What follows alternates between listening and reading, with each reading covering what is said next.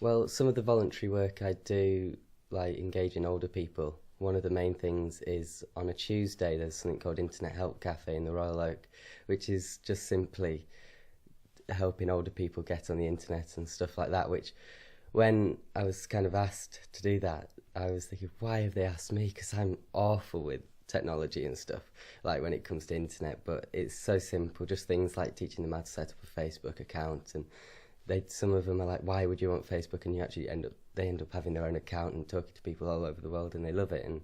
it's really nice because some of them start talking to friends they haven't talked to for years, and they come in and say, oh, I've just spoken to John, who I've not spoken to 30 years and stuff like this, so it's really nice. I started Take Two because 3 years ago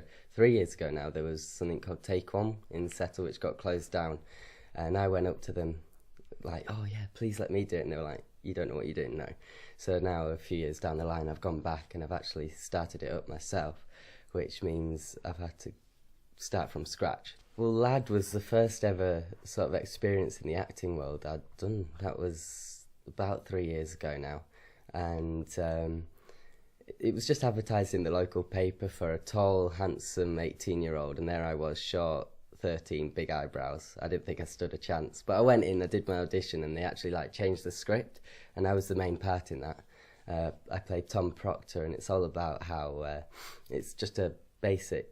Yorkshire family growing up, and then the dad dies, and he was the only one getting an income in, so it's up to the mum to try and pay the bank, and she can't. So on the day that she has to pay, Tom, because she can't pay, Tom thinks it's a brilliant idea to nick a tractor with a muck spreader on the bank, cover the bank in muck to close the bank, but it doesn't. He just gets 10 weeks community service with a park ranger, and then it's like how the park ranger sort of becomes his new father figure, but it's also how Tom becomes the man of the family. And I'm glad I've found something I can do, because I